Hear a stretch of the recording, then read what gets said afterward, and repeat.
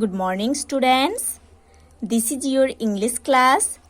Today in this class, we are going to study lesson 16 or chapter 16 in your English literature book. So students, let's open page number 100 in your English literature book. Now see on the top of the page. There is lesson 16 or chapter 16. The topic is here, the mountain and the squirrel. Okay, the topic is here, the mountain and the squirrel. It is a poem written by the poet Ralph Waldo Emerson. The poem is written by the poet Ralph Waldo Emerson. Okay, so students, let's start read. Recite any poem in your mother tongue about any animal and about nature.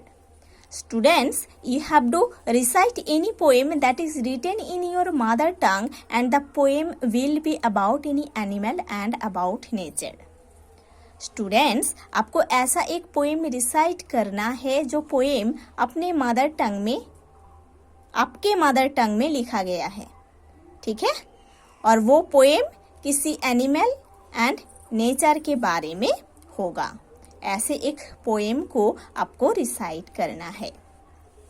Okay,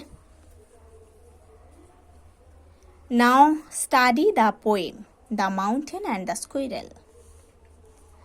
the mountain and the squirrel had a quarrel, and the former called the latter little prig.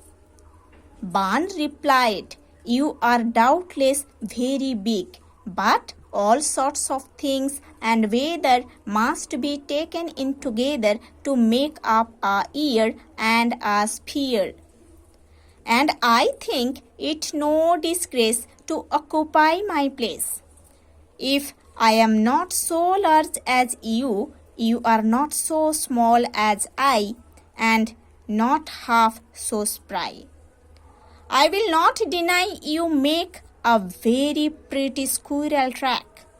Talents differ. All is well and wisely put. If I cannot carry forests on my back,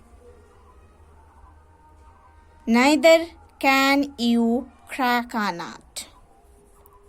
So students, this is the whole poem. Now we have to study the meaning. Okay, we have to study the meaning of this poem. The mountain and the squirrel had a quarrel. एक mountain और एक squirrel के बीच में झगड़ा हुआ था. Okay, एक mountain और एक स्क्विरल के बीच में झगड़ा हुआ था. And the former called the latter little prig. The former means the first, that is the mountain. The latter means the next, that is the squirrel. Okay, the former means a mountain. The latter means a squirrel को बोला था.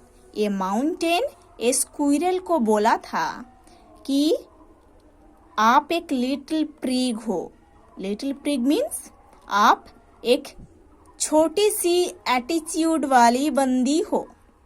Okay, ए mountain squirrel को बोला था. बान replied. बान means squirrel.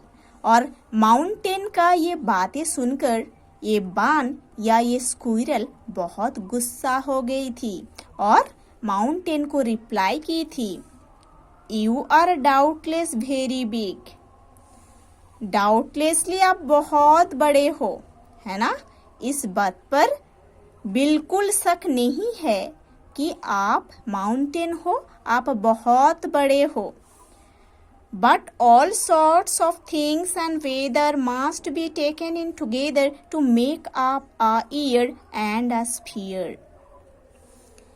But आप ये थिंग याद रखना कि all sorts of things, सारे छोटे बड़े थिंग्स को साथ में लेकर, सारे वेदर को साथ में लेकर, जैसे कि summer season, winter season, rainy season, है ना? इस सारे वेदर को साथ में लेकर एक ईयर बनता है या एक साल बनता है ना? वैसे ही एक स्फीयर बनता है या एक अर्थ बनता है बहुत सारे छोटे छोटे क्रिएचर्स एंड बहुत सारे बड़े बड़े क्रिएचर्स को साथ में लेकर, ठीक है? एक अर्थ या एक स्फीयर बनता है बहुत सारे छोटे छोटे क्रिएचर्स एंड बहुत सारे बड़े बड़े क्रिएचर्स को साथ में लेकर, है ना? अगेन आई एम टेलिंग, ये जो स्क्विरल है, ये स्क्विरल माउंटेन को सिखाती है कि आप बहुत बड़े हो, इस बात पर बिल्कुल शक नहीं है। बट आपको एक थिंग याद रखना है कि जैसे कि बहुत सारे छोटे थिंग्स, बड़े थिंग्स, बहुत सारे सीजन्स, जैसे कि summer season, winter season, rainy season, सारे सीजन्स को साथ में लेकर एक साल बनता है, एक ईयर बनता है। वैसे ही ये स्फीयर या ये अर्थ बना है बहुत सारे छोटे छोटे क्रिएचर्स एंड बहुत सारे बड़े बड़े क्रिएचर्स को साथ में लेकर। हर एक छोटे क्रिएचर्स का, है ना, हर एक छोटे क्रिएचर का अपना इम्पोर्टेंस है इस अर्थ में, एंड हर एक बड़े क्रिएचर का अपना इम्पोर्टेंस है इस अर्थ में, है ना? हर एक छोटे क्रिएचर का अपना इम्पोर्टेंस है इस अर्थ में, हर एक बड़े क्रिएचर का भी अपना इम्पोर्टेंस है इस अर्थ में, ठीक है? And I think it no disgrace to occupy my place. Squirrel mountain को बोलती है कि मैं सोचती हूँ कि मेरे लिए ये बिल्कुल शर्मनाक नहीं है कि मैं इतनी छोटी सी क्रिएचर हूँ और इस अर्थ में एग्जिस्ट करती हूँ। इस बात पर मेरा बिल्कुल शर्म नहीं है। ओके? ये स्क्विरल माउंटेन को ऐसे बोलती है, ऐसे लेसन देती है। क्या लेसन? कॉन्सिलेशन, कि मैं इतनी छोटी हूँ, मैं सोचती हूँ कि मैं इतनी छोटी हूँ, बट इस बात पर मेरा बिल्कुल शर्म नहीं है। मैं इस अर्थ में एग्जिस्ट करती हूँ, इतनी छोटी सी क्रिएचर हूँ, इस बात पर मेरा बिल्कुल शर्म नहीं है, ठीक है? If I am not so large as you, मैं आप जैसे इतने बड़े नहीं हूँ। स्क्विरल माउंटेन को बोलती है मैं आप जैसे इतने बड़े नहीं हूँ। You are not so small as I, और आप भी मेरे जैसे इतने छोटे नहीं हो, है ना? जैसे कि मैं आप जैसे इतने बड़े नहीं हूँ और आप भी मेरे जैसे इतने छोटे नहीं हो। And not half so spry. Spry means active. Okay? But आपको मैं ये बोलती हूँ कि आप बहुत बड़े हो, मैं बहुत छोटी हूँ। But मेरे अंदर जो एक्टिवनेस है, जो इंटेलिजेंस है, वो आपके अंदर नहीं है। आप बहुत बड़े हो, ये ठीक है, ये बात सही है, बट मेरे अंदर जो एक्टिवनेस है आपके अंदर, वो एक्टिवनेस नहीं है, क्योंकि मैं इतनी छोटी सी क्रिएचर हूँ, मैं इधर उधर घूम सकती हूँ। आप इतने बड़े क्रिएचर हो, बट आप मूव नहीं कर सकते हो, है ना? तो क्या फ़ायदा इतना बड़े क्रिएचर होने का? ये है स्क्विरल का जो ओपिनियन माउंटेन के लिए, ठीक है? I will not deny you make a very pretty squirrel track. Squirrel mountain को बोलती है कि ये बात मैं डिनाई नहीं कर सकती कि हाँ, ये बात सही है, आप बहुत अच्छे से स्क्विरल ट्रैक को बनाते हो और उस ट्रैक पर मैं बहुत अच्छे से घूम सकती हूँ, ये बात तो सही है। Talents differ, but talents differ करता है, मीन्स हमारे एक दूसरे का टैलेंट अलग अलग है। हमारे एक दूसरे का टैलेंट एक दूसरे से अलग है। मैं इतनी छोटी सी क्रिएचर हूँ, स्क्विरल हूँ, मेरे अंदर जो टैलेंट है ना, मेरे अंदर जो कुछ करने का ताकत है ना, वो आपके अंदर नहीं है, और आपके अंदर जो कुछ करने का ताकत है, जो टैलेंट है, वो मेरे अंदर नहीं है ना।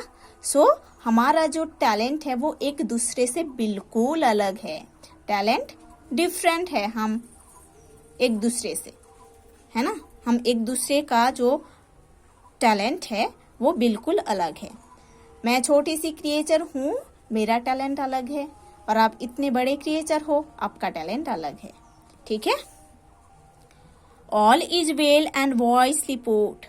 गॉड ने मीन्स ईश्वर ने सब कुछ बहुत अच्छे से प्लानिंग करके इस अर्थ को बनाए हैं, और इस अर्थ का सारे क्रिएचर्स को बनाए हैं। गॉड ने बहुत सोच समझ के इस अर्थ में हर एक क्रिएचर को बनाया है, बहुत वाइजली बनाए हैं। If I can not carry forests on my back, neither can you crack a nut. अगर मैं अपने बैक में फॉरेस्ट्स को कैरी नहीं करते तो आप एक भी नट क्रैक नहीं कर पाते, है ना। So students, you have to study the whole poem properly. And इस पोएम से जो लेसन हमको मिला है कि हम इस वर्ल्ड में जितने लोग रहते हैं, हमारे अंदर एक डिस्क्रिमिनेशन है ना। हम एक दूसरे से डिफरेंट है। कुछ लोग अमीर है, कुछ लोग गरीब है, ठीक है। बट हमको ये याद रखना है कि अमीर हो या गरीब हो, जितने लोग हैं ना इस सोसाइटी में, इस वर्ल्ड में, सारे लोगों का अपना अपना टैलेंट है। सारे लोग अपने टैलेंट के ऊपर बेस करके इस वर्ल्ड में रहते हैं, है ना। जिन लोग अमीर है उन लोगों के लिए ये बात सच है कि उन लोग कभी कभी गरीबों को बहुत इग्नोर करते हैं, बट ये नहीं करना चाहिए, क्योंकि हमारे सोसाइटी में जितने गरीब लोग हैं उन लोगों को बहुत मेहनत करना पड़ता है ना। जैसे कि वीट, राइस, ये सब ग्रो करने के लिए फार्मर्स लोग, गरीब लोग बहुत मेहनत करते हैं। वेजिटेबल्स ग्रो करने के लिए, फ्रूट्स ग्रो करने के लिए गरीब लोग बहुत मेहनत करता है ना। और इसके ऊपर बेस करके अमीर लोग जीते हैं। इस खाने को बाय करके अमीर लोग खाते हैं एंड जीते हैं। तो गरीब लोग ये सब नहीं करते तो अमीर लोगों के लिए खाना नहीं मिलता, है ना। इसीलिए जो गरीब लोग हैं उन लोगों का इस सोसाइटी में बहुत इम्पोर्टेंस है। गरीब लोग है इसीलिए अमीर लोग जीते हैं, नहीं तो नहीं, है ना। और अमीर लोगों का भी कुछ कुछ टैलेंट है। उन लोग हमारे देश के लिए, हमारे कंट्री का अच्छा होगा ऐसे सोचकर कुछ अच्छे अच्छे चीज़ बनाते हैं, वो भी हमारे लिए अच्छा है ना। मैं ये बोलना चाहती हूँ कि इस वर्ल्ड में, ह्यूमन सोसाइटी में जितने लोग हैं, वो हो सकता है गरीब है, अमीर है, सारे लोगों का इम्पोर्टेंस अपने अपने प्लेस में है। इसीलिए कभी किसी को इग्नोर नहीं करना चाहिए कि वो छोटे है, वो गरीब है ना। सबको हमेशा रिस्पेक्ट देना चाहिए, सम्मान करना चाहिए। Okay, so students, you have to study this chapter properly. In the next class, we will study the next chapter or next lesson. Okay.